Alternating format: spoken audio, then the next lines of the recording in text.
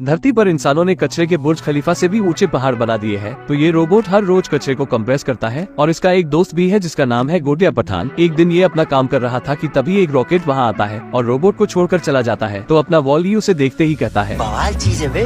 और उससे बात करने जाता है, पर ये अपने हाथ से लेजर निकालकर उसके पकोड़े तलने ही वाली थी, पर बेचारे की मुंडी बाल बाल बच जाती है। मगर इसका दोस्त गोटिया पठान तो उसके पास जाकर चल छया छया करने लग जाता है। तो एव इन दोनों को वही छोड़कर वहाँ से चली जाती है। मगर आगे जाते ही ये भूतनी की एक चुंबक से चिपक जाती है, तो ये उस चुंबक का ही कबाड़ा कर देती है। ये देखकर वॉली उसके पास जाता है और कहता है, मैं क्या नमस्ते अंकल जी, पहचानिया? मैं यहाँ पर कचरे को कंप्रेस करता हूँ। तो वो रोबोट कहती है, हट भूतनी का कचरा मास्टर। लेकिन तभी वॉली का अलार्म बजने लगता है कि तूफान आने वाला है। तो वॉली उसको अपने घर में ले जाता है और दिवाली वाली लाइट जलाकर अपना इकट्ठा किया सामान दिखाने लगता है और टीवी में वीडियो चलाकर नाचने लगता है। इसको देखकर इव भी नाचने लगती है, वो भी ऐसे जिससे बेचारे वॉली की एक आंख का कुंडा कर देती है। तो वॉली अपनी आंख बदलता है कि इतने में इसका दोस्त गोटिया पठान भी वहाँ आ जाता है। तो अपना वॉली को एक पौधा दिखाता है और कहता है, धरती पर अब कोई इंसान नहीं, पर एक बात मुझे आज तक पता नहीं चली कि ये बिल्लो बग्गे बिल्ले यहाँ दा की करेंगी। इतने में एव उस पौधे को अपने अंदर रख लेती है, जिसे देखकर ये टिंगू बहुत परेशान हो जाता है और सोचता है कि लगता है गलत सवाल पूछ लिया। मगर अगले ही दिन वो रॉकेट दोबारा आता है और एव को अपने साथ ले जाने लगता है। तो ये टिंगू भी लंगूर की तरह उस रॉकेट पर लटक जाता है और कहता है, सांप बना दे, सांप ऐसे लहरा। वो स्पेसशिप अंतरिक्ष